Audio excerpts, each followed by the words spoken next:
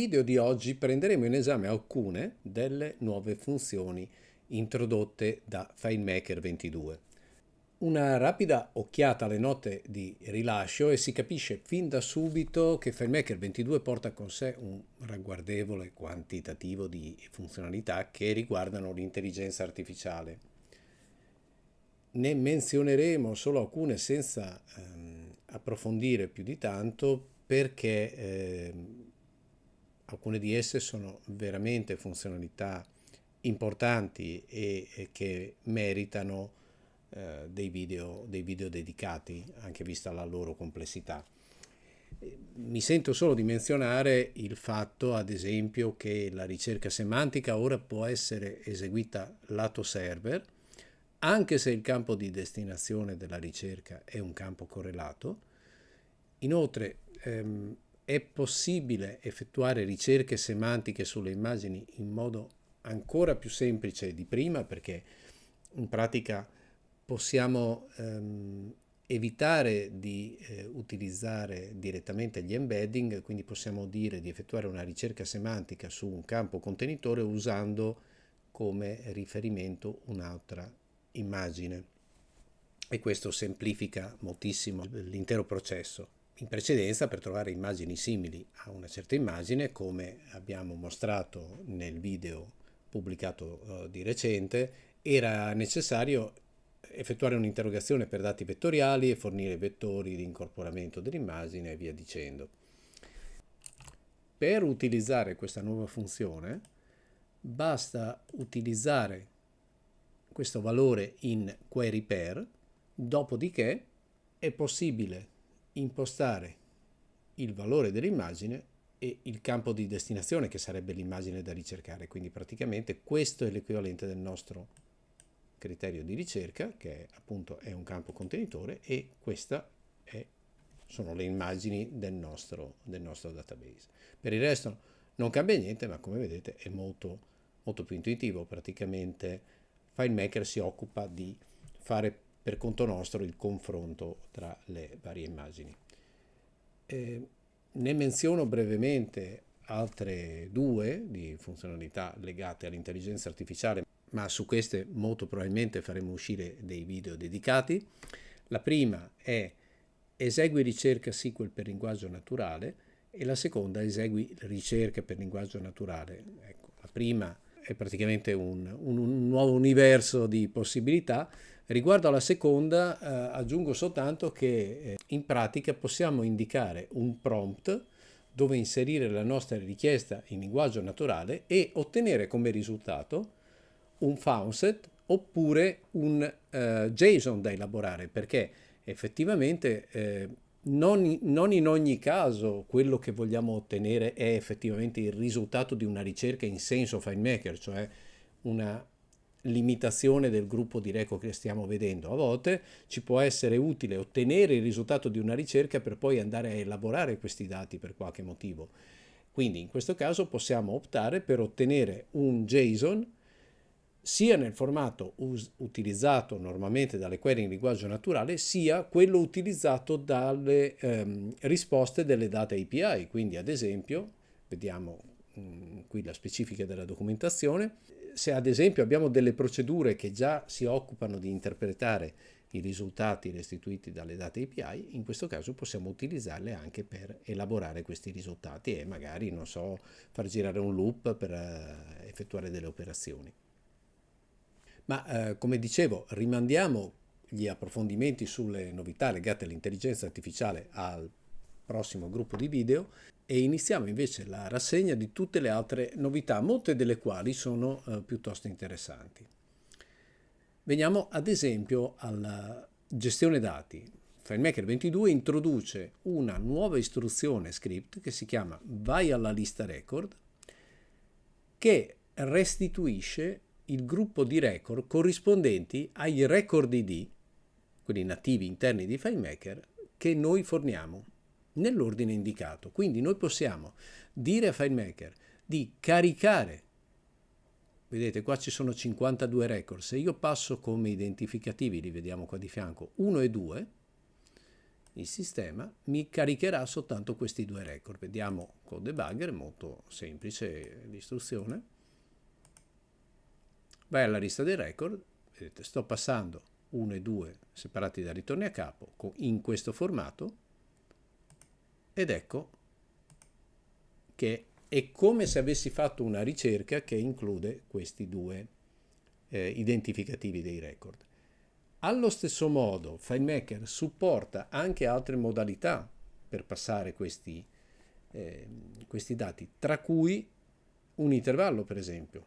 Caricami tutti i record che sono compresi, che hanno l'ID compreso tra 27 e 35. In questo caso, vedete, basta usare un trattino e istantaneamente FileMaker mi carica, è anche molto veloce, devo dire, mi carica questo set di record. Ma la cosa più interessante è che FileMaker è in grado di caricare anche un array di chiavi, ma in questo caso dovremmo costruirlo, quindi forse non è comodissimo. Se però abbiamo questa possibilità possiamo caricare anche un array di record ID, ma ancora più interessante, possiamo anche passare un array che contenga un oggetto contenente la chiave record ID. In quel caso, anche se non è l'unica chiave presente all'interno del nostro oggetto, come vediamo da questo esempio in sovraimpressione, effettivamente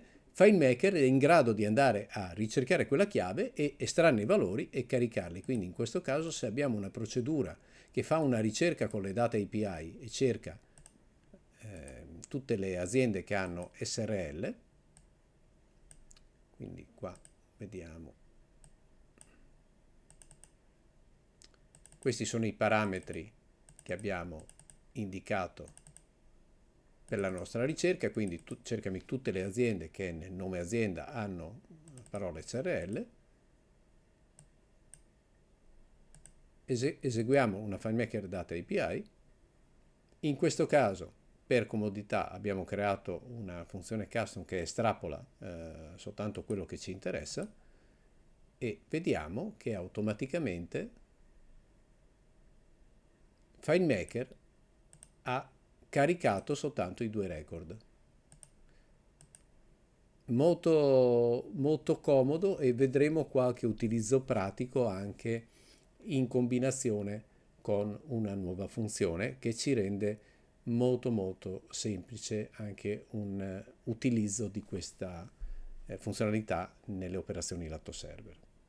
Un'altra novità è legata all'aggiornamento di una libreria che si chiama Antler, che è utilizzata da FileMaker per gestire diverse tipologie di operazioni. Soprattutto esegui SQL, ma anche OData e anche la condivisione ODBC e JDBC. Con questo aggiornamento ora FileMaker supporta delle nuove istruzioni, specialmente a livello di SQL, quindi possiamo ad esempio creare una tabella via ODBC attivando l'opzione meno cartelle, che è stata introdotta in una release precedente di FileMaker. Se utilizziamo dei campi contenitore e attiviamo la memorizzazione esterna, non so se avete mai notato che la gerarchia di cartelle e sottocartelle che viene creata se attiviamo l'opzione di cifratura è molto molto complessa, c'è una matriosca lunghissima. Ecco, è stata introdotta qualche tempo fa l'opzione per avere questa sorta di cartella dentro cartella un po' meno complessa. Adesso questa opzione è supportata anche dalla creazione di una tabella via ODBC. Inoltre abbiamo delle funzioni che possiamo utilizzare all'interno delle nostre query SQL come interval e fetch next. Vediamo interval. Allora, la sintassi che è consentita da interval è che noi possiamo usare ad esempio un dato dinamico tipo current date, che è quindi la data di oggi, e possiamo scrivere ad esempio meno intervallo di un mese e trovare ad esempio tutte le aziende che hanno una data di ultimo contatto che non supera il mese in corso, quindi in questo caso, vediamo, sono queste due aziende. Non si usa molto di frequente, ma può essere utile.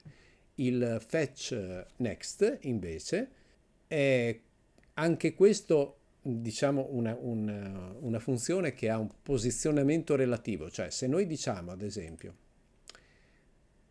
di partire con un offset di 2, quindi partire dal secondo record, e a partire da questo prendere soltanto i 3 record, ad esempio, successivi, in questo caso la query, vedete, ho detto di partire dal secondo, i 3 record successivi sono questi 3. Se io dico 5, ottengo i 5 record successivi. Se dico di partire dal quarto record e di mostrare i 2 record successivi, vedete, si parte dal quarto che è Unix e quindi Mint e Jabbersphere sono le aziende presenti. Potrebbe risultare utile, si affianca a Fetch First e Fetch Last che erano già presenti. In questo caso l'aggiornamento di questa libreria adesso supporta anche questa nuova funzione.